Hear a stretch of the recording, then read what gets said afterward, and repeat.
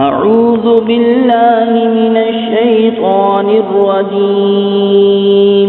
بسم الله الرحمن الرحيم. ألم تعلم أن الله له ملك السماوات والأرض وما لكم من دون الله من ولي ولا نصير.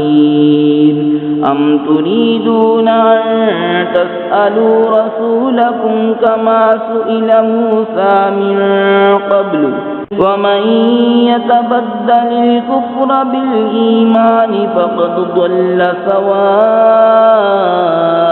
السبيل.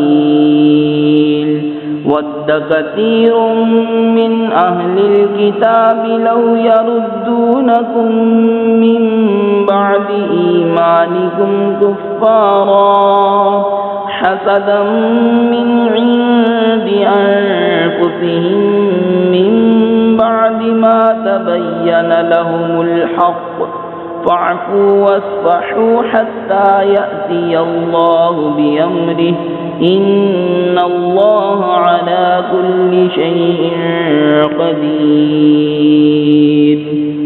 کیا تجھے خبر نہیں کہ اللہ ہی کے لیے ہے آسمانوں اور زمین کی بادشاہی اور اللہ کے سوا تمہارا نہ کوئی حمایتی اور نہ مددگار؟ کیا یہ چاہتے ہو کہ اپنے رسول سے ویسا سوال کرو جو پہلے موسیٰ علیہ السلام سے ہوا اور جو ایمان کے بدلے کفر لے وہ ٹھیک راستہ بہک گیا؟ بہت کتابیوں نے چاہا کاش تمہیں ایمان کے بعد کفر کی طرف پھیر دیں اپنے دلوں کی جلن سے بعد اس کے کہ حق ان پر خوب ظاہر ہو چکا، تو تم چھوڑو اور درگزر کرو یہاں تک کہ اللہ اپنا حکم لائے، بے شک اللہ ہر چیز پر قادر ہے۔ صدق اللہ العظیم۔